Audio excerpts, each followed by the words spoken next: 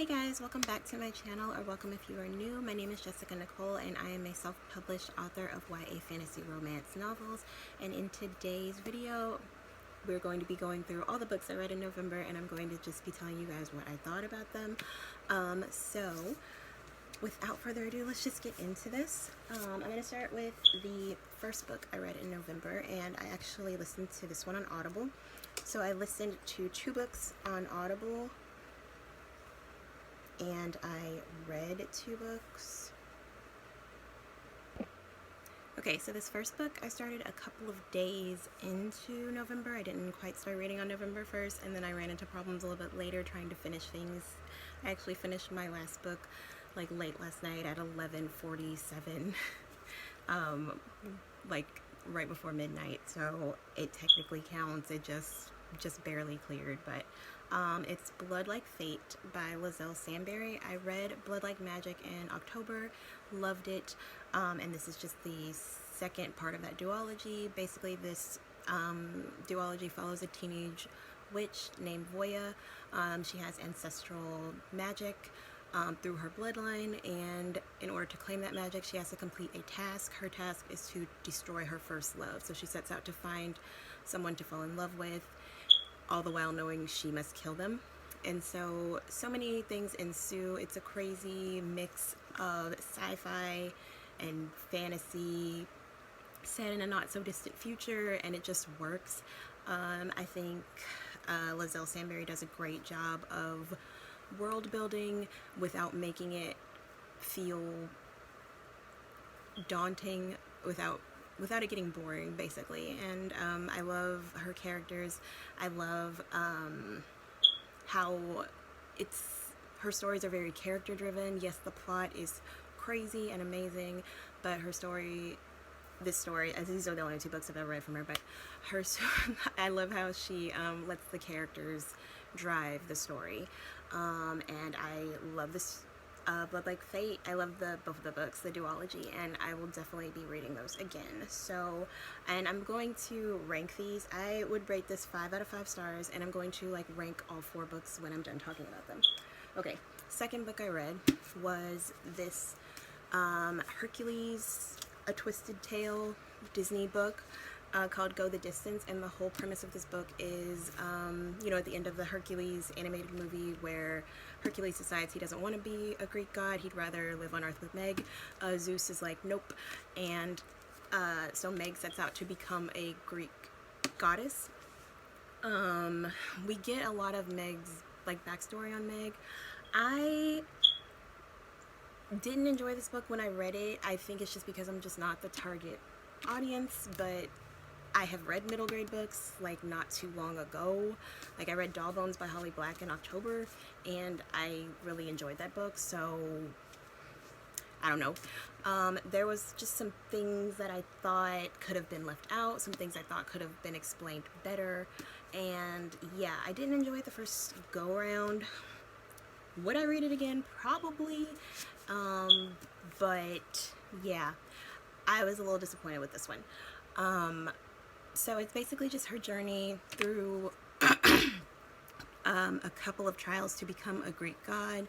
The most dangerous of which is she has to go back to the underworld.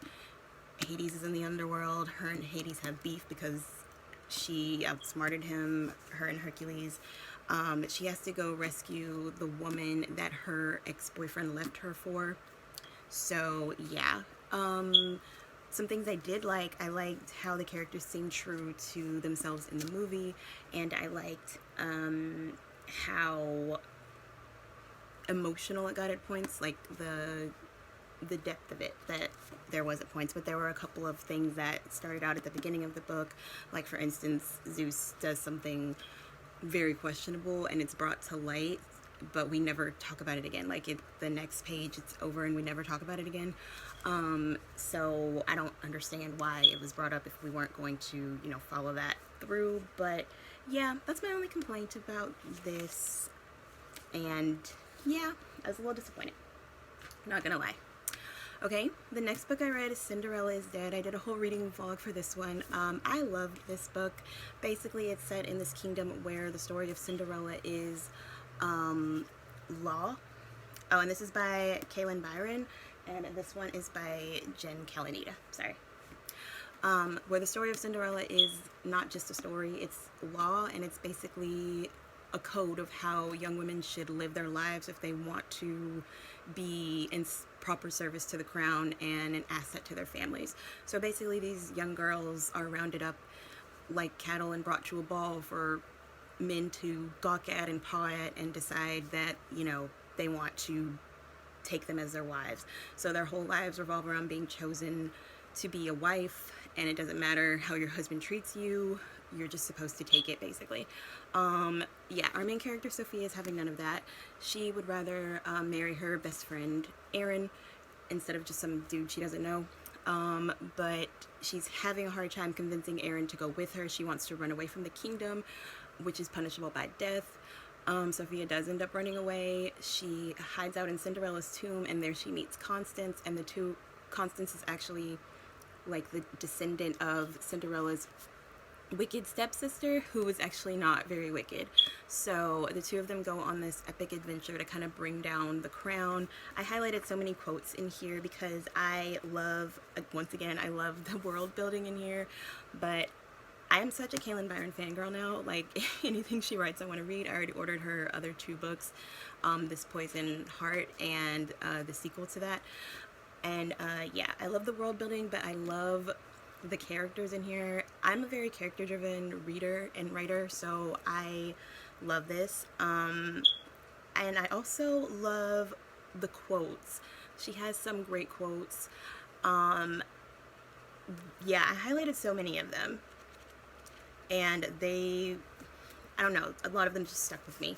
And what I loved about this book most is the pacing. We start like right in the middle of the action, so right in the middle of things when she's about to meet up with Aaron to kind of confess her feelings for Aaron, and they almost get captured right then. Like, it's a very narrow escape, and the whole book is like that. It keeps you on the edge of your seat. I stayed up late into the night reading this so many times. There's just, I don't know, I like it. It's very thought-provoking. It makes you question, like, things about our own society. It makes you question, there's a couple morally gray characters in here, which I love. And yeah, I really love this book. Definitely going to be rereading this one. 5 out of 5 stars. I would give this one maybe 2 stars. Hate to do that, but yeah, I'd give it 2 stars. And the final book I read was another one from Audible. This is the one I just finished last night. I read Heart of the Raven Prince. I say to the face, yeah. Oops. I read Heart of the Raven Prince by Tessania Odette. And this is actually part of a 4-part series, but they're like interconnected standalones, and these are retellings. So this one was a Cinderella retelling. In November I'm planning on reading the Beauty and the Beast retelling, because that one has more of a wintry feel. But basically in this story we have the classic Cinderella tropes of the wicked stepmother, the nasty stepsisters. We've got disguise and mystery and intrigue. What I will say about this one is it's so fun to read.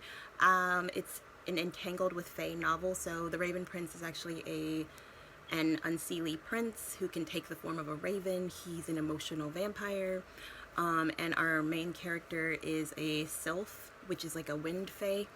And so she's grown up believing that she killed her father with her magic. There's a lot going on with that. We find out that, you know, of course that isn't true, and what really happened is just crazy. I love how our main character, how Ember kind of just comes into her own. So much character development for her, and also for her love interest Franco. I love their love story. I love that it's kind of enemies to lovers. It's really, really cute. So yeah, it was just really, really fun to read. The ending was so satisfying, and yes, I have another Tessania Odette book that I plan on reading in the new year. It's actually a trilogy of books, and I have another one of the Entangled with Fae already bought on Audible, but this one I bought on Amazon because I just thought it was a cool concept and a good deal. So this is the Fair Isle trilogy, and they mentioned the Fair Isle trilogy, well, she mentioned the Fair Isle trilogy in Heart of the Raven Prince, characters from this, which I have not read yet. So it's 3 books in here. It's to carve a Fae heart, to wear a Fae crown, and to win a Fae war, I think. But this is basically the trilogy that started it all, and the Entangled with Fae series is set in this same world. So I plan on reading this trilogy probably in March, like springtime, because Fae, you know. So yeah, those are the books that I read in November. I would give Heart of the Raven Prince 4 out of 5 stars. I really enjoyed it, really fun, good read, and I think I read that book in 2 days. So yeah, so to rank these books, I would rank Cinderella is Dead number 1, Blood Like Fate number 2, Heart of the Raven Prince number 3, and then Go the Distance number 4. Okay, so that's going to complete this video. Thank you guys so much for watching. Stay tuned for my December TBR. I'm really excited about those books, and I will catch you guys in the next one. Bye.